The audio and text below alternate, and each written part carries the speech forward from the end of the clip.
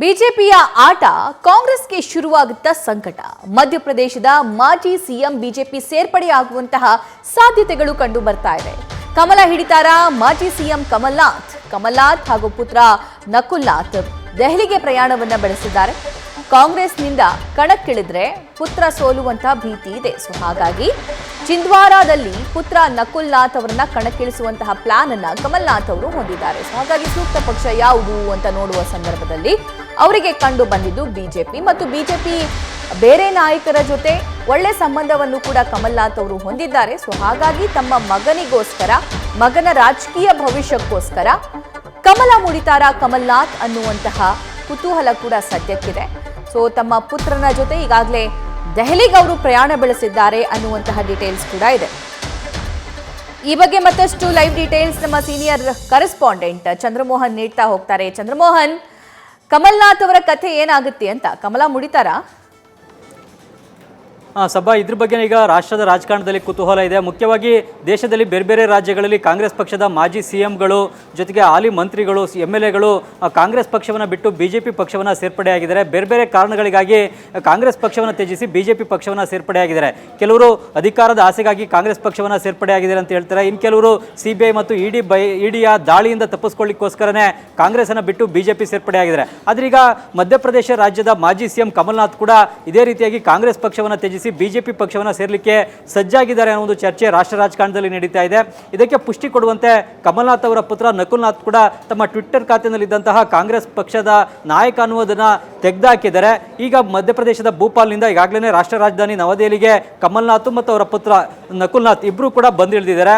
ಆದರೆ ಏರ್ಪೋರ್ಟ್ನ ಹೊರಗಡೆ ಮಾತಾಡಿದಂಥ ಕಮಲ್ನಾಥ್, ನಾನೇನಾದರೂ ಕೂಡ ಬಿಜೆಪಿ ಸೇರುವಂಥ ಬೆಳವಣಿಗೆ ಆದರೆ ಅದನ್ನು ತಿಳಿಸ್ತೀನಿ ಅನ್ನೋ ಒಂದು ಮಾತನ್ನು ಹೇಳಿದ್ದಾರೆ. ಆದರೆ ಬಿಜೆಪಿಯನ್ನು ಸೇರೋದೇ ಇಲ್ಲ ಅನ್ನೋದನ್ನ ಸ್ಪಷ್ಟವಾಗಿ ಕಮಲ್ನಾಥ್ ಅವರು ಹೇಳಿಲ್ಲ. ಹೀಗಾಗಿ ಒಂದು ವೇಳೆ ಸೇರುವಂಥ ಬೆಳವಣಿಗೆ ನಡೆದರೆ ತಿಳಿಸ್ತೀನಿ ಅಂತ ಹೇಳಿದ್ದಾರೆ. ಹಾಗಾಗಿ ಅವರು ಈಗ ಬಿಜೆಪಿ ಪಕ್ಷವನ್ನು ಸೇರ್ಪಡೆ ಆಗ್ಬೋದು ಅನ್ನೋ ಒಂದು ಚರ್ಚೆಗಳು ನಡೀತಾ ಇದೆ. ಮುಖ್ಯವಾಗಿ ಮಧ್ಯಪ್ರದೇಶದ ವಿಧಾನಸಭಾ ಚುನಾವಣೆಯಲ್ಲಿ ಕಾಂಗ್ರೆಸ್ ಪಕ್ಷ ಸೋತ ಬಳಿಕ ಅಲ್ಲಿ ಈಗ ಹೊಸದಾಗಿ ಕಾಂಗ್ರೆಸ್ ಪಕ್ಷದ ಪ್ರದೇಶ ಅಧ್ಯಕ್ಷರನ್ನ ನೇಮಕ ಮಾಡಲಾಯಿತು. ಆ ಸಂದರ್ಭದಲ್ಲಿ ಕಮಲ್ನಾಥ್ ಅವ್ರನ್ನ ಯಾವುದೇ ಆದ್ಯತೆಯನ್ನು ಕೊಟ್ಟಿಲ್ಲ. ಯುವ ನಾಯಕರಿಗೆ ಅಲ್ಲಿ ಪ್ರದೇಶ ಕಾಂಗ್ರೆಸ್ ಅಧ್ಯಕ್ಷ ಸ್ಥಾನವನ್ನು ನೀಡಲಾಗಿದೆ.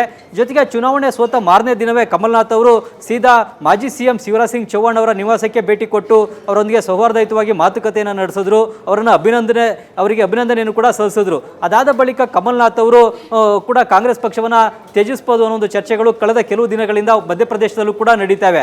ಮುಖ್ಯವಾಗಿ ಕಮಲ್ನಾಥ್ ಅವರು ಇಂದಿರಾ ಗಾಂಧಿ ಮತ್ತು ರಾಜೀವ್ ಗಾಂಧಿ, ಸೋನಿಯಾ ಗಾಂಧಿ ಅವರಿಗೆ ಅತ್ಯಂತ ಆಪ್ತರಾಗಿರ್ತಕ್ಕಂಥ ನಾಯಕ. ನೆಹರು ಗಾಂಧಿ ಪರಿವಾರಕ್ಕೆ ಕಟ್ಟ ಬೆಂಬಲಿಗರು. ಈ ಹಿಂದೆ ಕೇಂದ್ರದಲ್ಲೂ ಕೂಡ ಸಚಿವರಾಗಿ ಕೆಲಸವನ್ನು ಮಾಡಿದ್ದಾರೆ, ಮಧ್ಯಪ್ರದೇಶದ ಮುಖ್ಯಮಂತ್ರಿಯಾಗಿ ಕೆಲಸವನ್ನು ಮಾಡಿದ್ದಾರೆ. ಆದ್ರೀಗ ಬದಲಾದಂಥ ರಾಜಕೀಯ ಪರಿಸ್ಥಿತಿಯಲ್ಲಿ ಪುತ್ರನ ರಾಜಕೀಯ ಭವಿಷ್ಯದ ಕಾರಣಕ್ಕಾಗಿಯೇ ಕಮಲ್ನಾಥ್ ಅವರು ಕೂಡ ಬಿಜೆಪಿ ಪಕ್ಷವನ್ನು ಸೇರ್ಬೋದು ಅನ್ನೋ ಒಂದು ಚರ್ಚೆಗಳು ನಡೀತವೆ. ಮುಖ್ಯವಾಗಿ ಮಧ್ಯಪ್ರದೇಶದ ಚಿಂದ್ವಾರ ಲೋಕಸಭಾ ಕ್ಷೇತ್ರದಲ್ಲಿ ಕಳೆದ ಬಾರಿ ಕಮಲ್ನಾಥ್ ಅವರ ಪುತ್ರ ನಕುಲ್ನಾಥ್ ಅವರು ಜಯಗಳಿಸಿದರು. ಮಧ್ಯಪ್ರದೇಶದಲ್ಲಿ ಈ ಚಿಂದ್ವಾರ ಲೋಕಸಭಾ ಕ್ಷೇತ್ರವನ್ನು ಹೊರತುಪಡಿಸಿ ಉಳಿದ ಯಾವುದೇ ಕ್ಷೇತ್ರದಲ್ಲೂ ಕೂಡ ಕಾಂಗ್ರೆಸ್ ಪಕ್ಷ ಗೆಲ್ಲಲಿಕ್ಕೆ ಸಾಧ್ಯವಾಗಿರಲಿಲ್ಲ. ಆ ಕ್ಷೇತ್ರದಲ್ಲಿ ನಕುಲ್ನಾಥ್ ಗೆಲುವನ್ನು ಸಾಧಿಸಿದರು. ಆದರೆ ಈ ಬಾರಿ ನಕುಲ್ನಾಥ್ಗೆ ಚಿಂದ್ವಾರ ಕ್ಷೇತ್ರದಿಂದ ಕಾಂಗ್ರೆಸ್ ಅಭ್ಯರ್ಥಿಯಾಗಿ ಕಣಕ್ಕಿಳಿದ್ರೆ ಗೆಲ್ಲುವಂಥದ್ದು ಕಷ್ಟ. ಈ ಕಾರಣಕ್ಕಾಗಿಯೇ ಈಗ ಕಮಲ್ನಾಥ್ ಅವರು ಕೂಡ ತಮ್ಮ ಪುತ್ರನ ರಾಜಕೀಯ ಭವಿಷ್ಯದ ಕಾರಣಕ್ಕಾಗಿಯೇ ಈಗ ಕಾಂಗ್ರೆಸ್ ಅನ್ನು ತ್ಯಜಿಸಿ ಬಿಜೆಪಿಯನ್ನು ಸೇರ್ಬೋದು. ಜೊತೆಗೆ ಕಮಲ್ನಾಥ್ ಅವರಿಗೆ ಬಿಜೆಪಿ ಪಕ್ಷ ರಾಜ್ಯಸಭೆಯ ಟಿಕೆಟ್ ಅನ್ನ ಮುಂದಿನ ವರ್ಷಗಳಲ್ಲಿ ನೀಡಬಹುದು ಅನ್ನತಕ್ಕಂಥ ಚರ್ಚೆಗಳು ಕೂಡ ನಡೀತವೆ. ಈಗ ಇತ್ತೀಚೆಗಷ್ಟೇ ಮಹಾರಾಷ್ಟ್ರದ ಮಾಜಿ ಸಿಎಂ ಅಶೋಕ್ ಚೌಹಾಣ್ ಅವರಿಗೂ ಕೂಡ ಅವರು ಕಾಂಗ್ರೆಸ್ ಪಕ್ಷ ತ್ಯಜಿಸಿ ಬಿಜೆಪಿ ಪಕ್ಷ ಸೇರಿದ ಮಾರನೇ ದಿನವೇ ರಾಜ್ಯಸಭಾ ಟಿಕೆಟ್ ಅನ್ನು ನೀಡಲಾಯಿತು. ಅದೇ ರೀತಿಯಾಗಿ ಕಮಲ್ನಾಥ್ ಅವ್ರಿಗೂ ಕೂಡ ಬಿಜೆಪಿ 1-2 ವರ್ಷದ ಬಳಿಕ ರಾಜ್ಯಸಭೆಯ ಟಿಕೆಟ್ ಅನ್ನ ನೀಡಬಹುದು ಅನ್ನತಕ್ಕಂಥ ಚರ್ಚೆಗಳು ನಡೀತಾ ಇದೆ. ಹೀಗಾಗಿ ತಾವು ರಾಜ್ಯಸಭೆಗೆ ಬಿಜೆಪಿಯಿಂದ ಆಯ್ಕೆಯಾಗೋದು, ತಮ್ಮ ಪುತ್ರನನ್ನು ಕೂಡ ಚಿಂದ್ವಾರ ಕ್ಷೇತ್ರದಿಂದ ಬಿಜೆಪಿ ಅಭ್ಯರ್ಥಿಯಾಗಿ ಕಣಕ್ಕಿಳಿಸಿದ್ರೆ ಗೆಲ್ಲಬಹುದು ಅನ್ನೋ ಒಂದು ಲೆಕ್ಕಾಚಾರವನ್ನು ಕೂಡ ಕಮಲ್ನಾಥ್ ಹಾಕಿರ್ಬೋದು. ಈ ಕಾರಣಕ್ಕಾಗಿಯೇ ಅವರು ಬಿಜೆಪಿ ಪಕ್ಷವನ್ನ ಸೇರ್ಪಡೆ ಆಗಲಿಕ್ಕೆ ಮುಂದಾಗಿದ್ದಾರೆ ಅಂತಕ್ಕಂಥ ಚರ್ಚೆಗಳು ಈಗ ನಡೀತವೆ. ಇದಕ್ಕಿನ್ನ 1-2 ದಿನದಲ್ಲೇ ಸ್ಪಷ್ಟವಾದಂತಹ ಚಿತ್ರಣ ಸಿಗಲಿದೆ. ಸಭಾ, thank you Chandramohan. News first ನಿರ್ಭೀತಿಯಿಂದ ನಿಮ್ಮ ಪರವಾಗಿ.